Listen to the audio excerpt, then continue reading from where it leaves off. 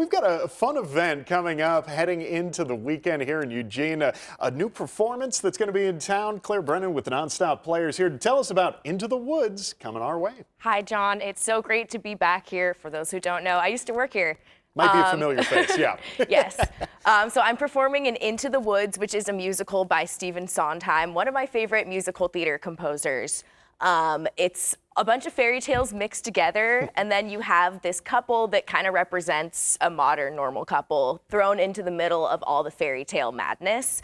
And it's a really awesome theater company that casts people of all different experience levels and ages, which is really, really cool to be a part of. Yeah, and we were talking about the Nonstop Players prior to the show, and kind of an interesting origin, I'd say.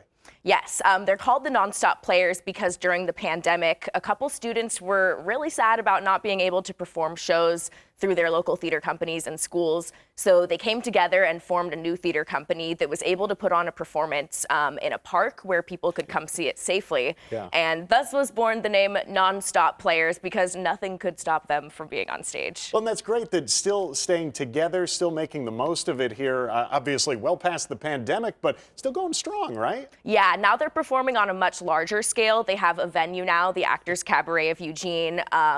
Much bigger production value, bigger cast, and we're able to put on a show like Into the Woods that is really complex and can be really difficult at times. Yeah, so if folks are looking to come out, what exactly are we thinking? Is this a family-friendly affair, of course? Yeah, it is family-friendly. I would say it's PG because there's a little bit of dark themes, innuendos, but if you've seen the Disney movie adaptation of it, it's for kids. I would say like 8, 10 and up. Okay, yeah, okay, PG. good. Yeah, sounds like it'll work for folks. So we got that QR code there up on your screen if you're interested in tickets. I see if you go to actorscabaret.org, also a good way to get those tickets. Yes, and it's also at a dinner theater, so if you'd like, you can enjoy some lasagna or pasta shells during the show. There's wine and themed desserts that they'll bring to you during intermission. It's a really fun experience, I have to say. Oh, so themed based on what's performing at the theater? Yeah, they've done themed drinks before. I know when I was in the Rocky Horror Show, we had a Rose Tint Your World cocktail. That's a song from the show. So that's really cool. Pretty okay, punny. That's great. Yeah, really everything is kind of integrated together. That's nice to see.